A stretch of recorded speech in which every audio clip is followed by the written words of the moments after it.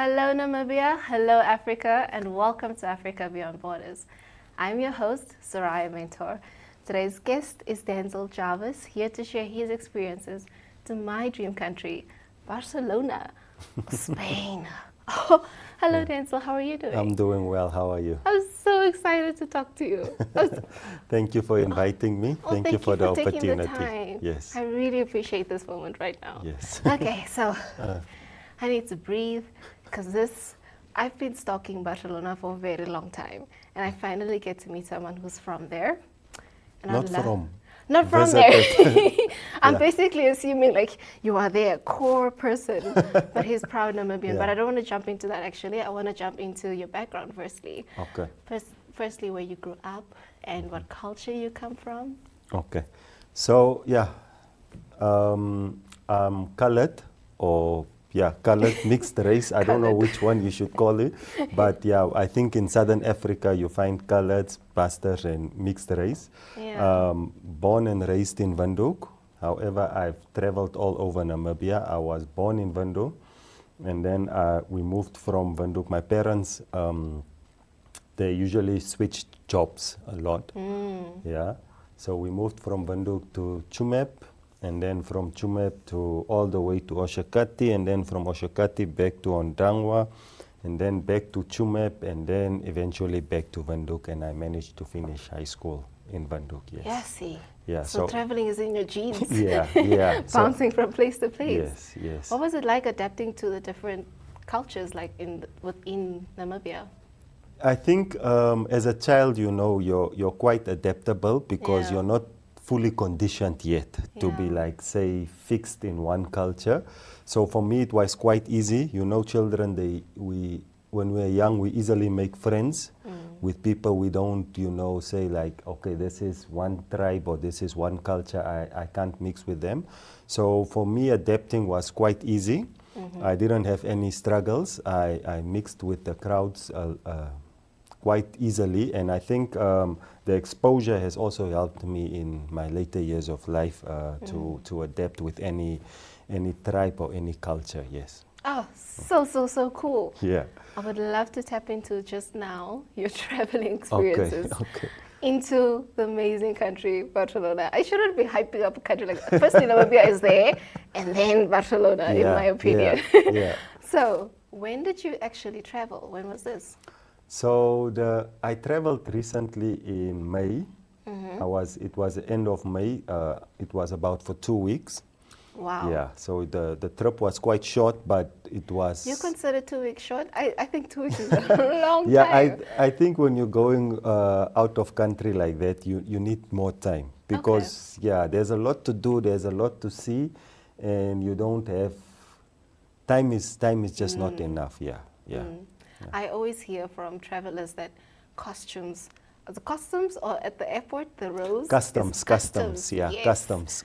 Struggle saying that word. Yeah. I heard it's a nightmare. Did you experience that as well? Well, actually, the group that I went with, or the organizers, they were in charge of that, so I didn't have any struggles were with that. chilling. Yeah, so we were just. My only job was to get to the airport. At the airport, there was a guy that took me through everything, and then onto the airplane. And when I landed so actually we went. The first week I was in Madrid, and then the second week I was in Barcelona. So we landed in Madrid, and it was quite. It wasn't that how should I say troubling at the airports and so forth, because I did have a guide that took me through all the struggles there. Yeah. Wow. Yeah. Well, I would love to hear your first 72 hours, if you can remember, from landing. What was something that struck a chord, like the first, few hours in this country? I think Spain in itself is a beautiful country. It's the architecture, the culture there. It's quite how should I say this, passionate. So everything they do with passion and intensity, and so when I first landed, the flight was quite long. So we flew from Windhoek to SA. From SA, we flew to Addis Ababa, and then from Addis Ababa to Italy, and then from Italy to Madrid. How many hours is that? It was quite long. So you know when Just know it's long. yeah, when you're flying like that, you get lost in time and you Yeah. don't know which day it is and so Yeah. forth. But landing in Madrid, picked up at the airport and then taken to the hotel. So my first few hours, I just came to the hotel. I think the excitement and the flight, it overwhelmed me. So I just went to bed first, just to recover. And Just then, to remember who yeah. am I? And then when I finally woke up, the one thing that was quite a big shock to me was that the sun only sets at 10 o'clock at night there. So, yeah. So I woke up at Wow. 6 and it looks like it's like 4 o'clock, 3 o'clock, and you're like confused. That is Yeah, insane. yeah. So you're confused because the time that there's not actually that big of a time difference. I think Yeah. because there it was summer and here it was winter. Okay. Yeah, so the time was quite the same, but the sun only sets at 10. Is it only like seasonal or is it like 10 throughout the year? No, I think it's seasonal. Okay, Yeah, okay. so summertime the sun sets later, and I think wintertime it sets a bit earlier. Similar to us, but if you're not used to it, it's quite a shocker. Oh, Yeah. no, that is a shock. Imagine Yeah. waking up and the sun is up. Yeah, and then the sun also comes up earlier. I think the sun okay. comes up around 4 o'clock or 5 o'clock. Yeah, so the people don't sleep there. Yeah, see. Yeah. I would love to know, is the culture there, just thinking about time, are they very busy people? Because like 24-hour lifestyle happening. Yeah, they don't sleep. Whew. They don't sleep. I'm sure people sleep, but I'm sure that when you go out into the streets, Yeah. it doesn't matter if it's 12 o'clock at night, 1 o'clock, 3 o'clock. It looks like on a Saturday, if you go to Grove Mall or on end of the month, you know how it looks in Windhoek when it's busy. There it's like that 24/7. So people are constantly moving, cars are constantly Yeah. moving. And one thing I picked up, with us, when it's like 5 o'clock, 6 o'clock, at around 8 o'clock during the week, everything slows down. You understand? Yeah. You're like, your body prepares, okay, it's nighttime, I'm gonna go Namibians. sleep. We're like, I need Yeah. to rest. But there, because the traffic, the people, they're always on a go, you're also on that hype, so you don't really get tired, Yes, see. Yeah, so I was surprised. I love sleeping.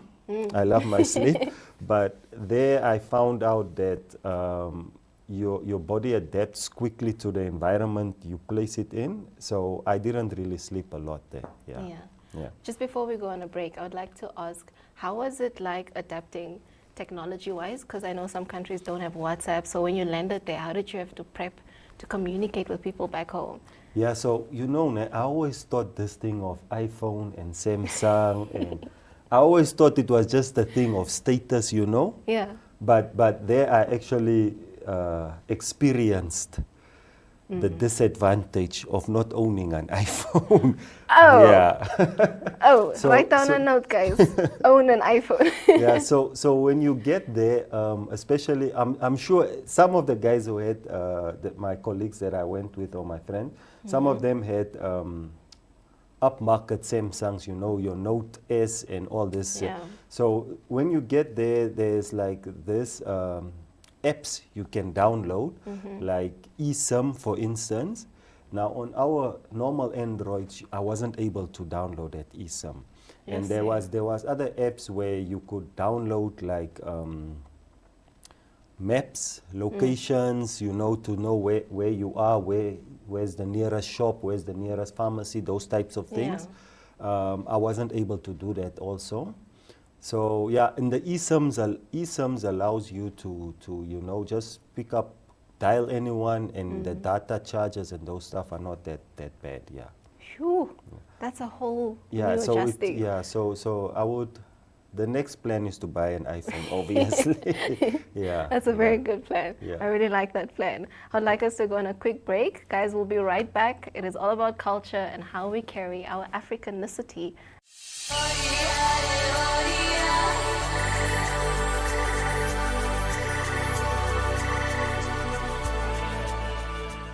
AITSA is 'n eg Namibiese inisiatief. Ons reis op die hartklop van Afrika en vertel stories van mense en hul dorpe op verskeie platforms insluitende televisie en sosiale media. Dit is joune, syne, julle en ook almal van hulle aan die ander kant van ons grense sinne. En dit maak van AITSA 'n lekker ding. Kyk AITSA Woensdae om 20:30 op NTV, oneup2.com, asook op Netwerk Media Hub en NTV Afrikaanse YouTube kanale. Volg ons op Facebook of besoek ons webwerf by aitsafrica.com.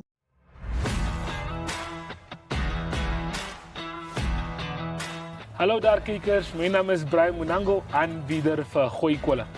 My naam is Patricia Kutse en ek is julle braai-aanbieder. Hallo julle, ek is Andrew Poelman, mede-aanbieder van Gooi Kolle. Ons sou waar ons 'n bietjie van 'n braai tema inwerk saam met sportvooruitsigte van die naweek, so 'n bietjie sportpersoonlikhede bekendstel. So ons sien uit na ons 3de seisoen. En dan ook lekker kos op die kole. Julle kan ons elke Vrydag om 12:30 op DStv kanaal 285 en GoTV kanaal 25 en ook op ons webwerf oneup2.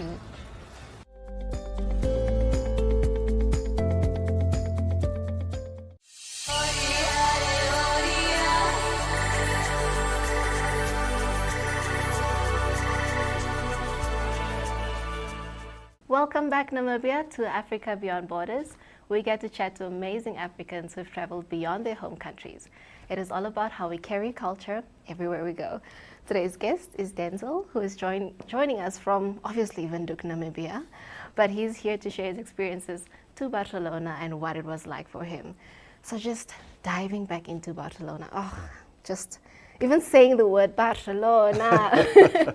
I would love to know, what was your first culture shock that you had that you were like, this is not what we do back home?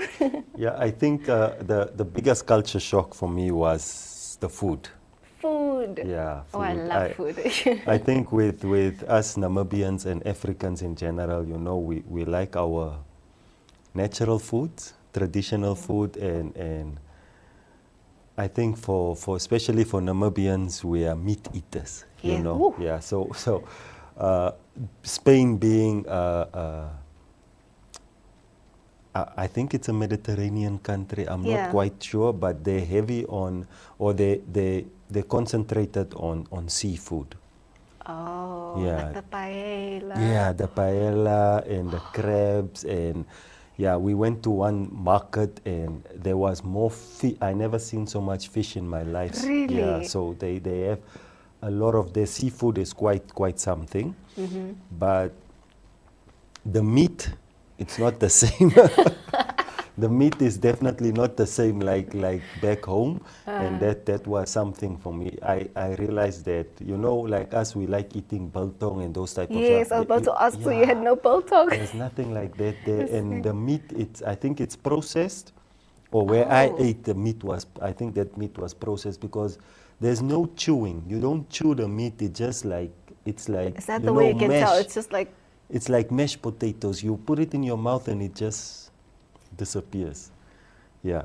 So I prefer our meat, but Yes, their Namibian meat. seafood was something else. Yeah, it was something very nice. oh, that's Yeah. so cool. You mentioned that when you went to the festival. What festival was this? Or do they just have it in? No, in not a markets? festival, Oh, a market. So they have like open markets where food, they call it food markets or food courts, where you just in the middle of the street, there's just like a lot of guys with a lot of, each one having his own stall, and then this one sells meat, this one sells this type of fish, this one sells this type of cakes, this one.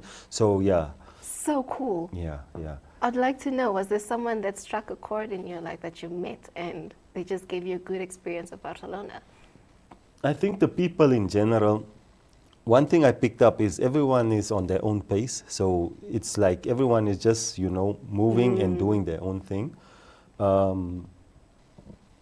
would say that the nightlife, or let me say the nightlife and the vibe, because day and night it's basically the same. Yes. It's high paced.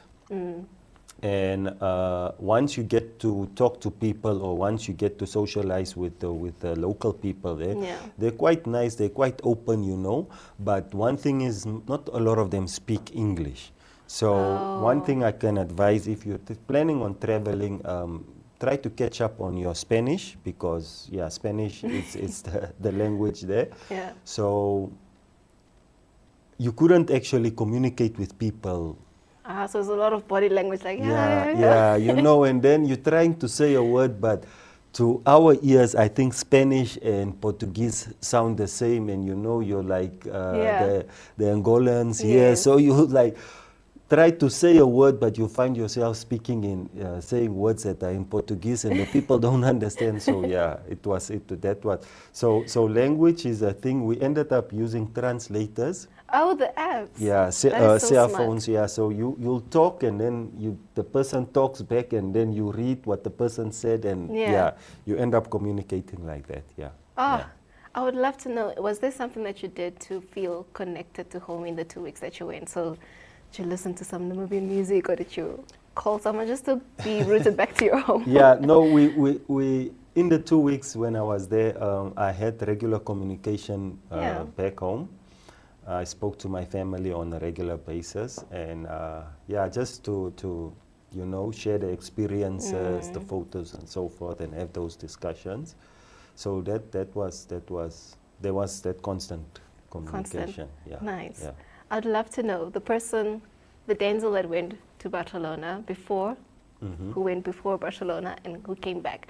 What were some of the differences that you found in yourself, in your thinking, or even your mannerisms with how you do things now? I think the biggest difference, or the biggest change that this experience created within me, was it opened up my mind. You know, there's a lot of Namibians or Africans that I know that you know, you're born in Namibia, in Windhoek.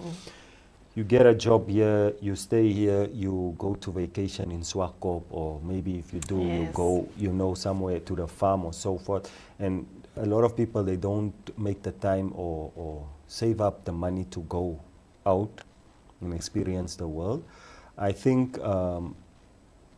it has unlocked a hunger in me to become a frequent traveler, because it opens up your mind to what, you know, if you're stuck in one place, you become narrow-minded. Yeah. So when you travel, you start seeing things that, like for instance, let me just make a simple example. In Namibia, cars are a big thing, you know. Cars are, Yeah, yeah. guys, once they get their It's a first job, status. they need to buy either it's a GTI or something proper, you know. Yeah.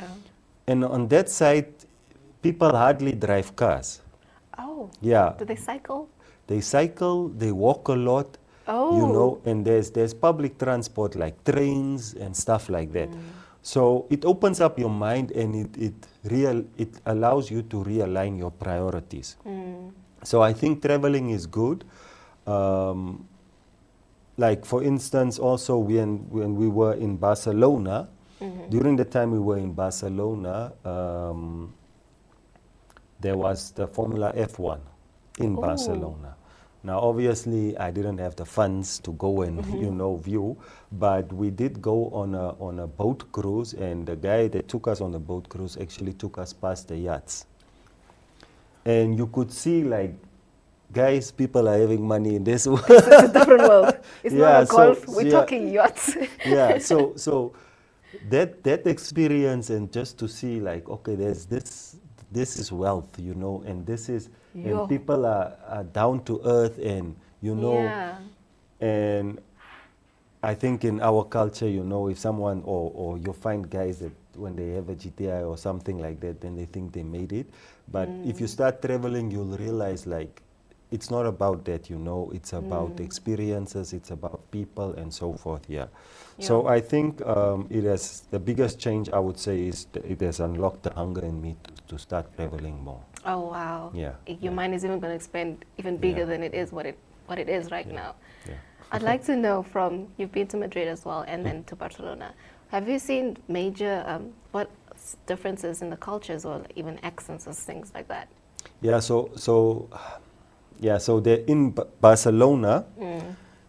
There's, I don't want to butcher the name, but there's like a different just like in Namibia, you have different tribes there. Yeah. So in Barcelona, I think that there's a different tribe, and then in Madrid, there's a different setup. So Madrid is more, how should I say, more official, more corporate, more, it's like more, I don't want to say stuck up, because it's not like stuck up, but it's more structured. Not as chill. Yeah, as in Barcelona it's more vibey, you know, it's more I mean, people carnival. don't sleep, like you said. Yeah, it's more like that. So even the teams, you know, the Barcelona soccer team and the Madrid soccer I team, like you can the fact that you yeah. think that I know that, but I don't. But let's go with that. Yeah. So if you look at the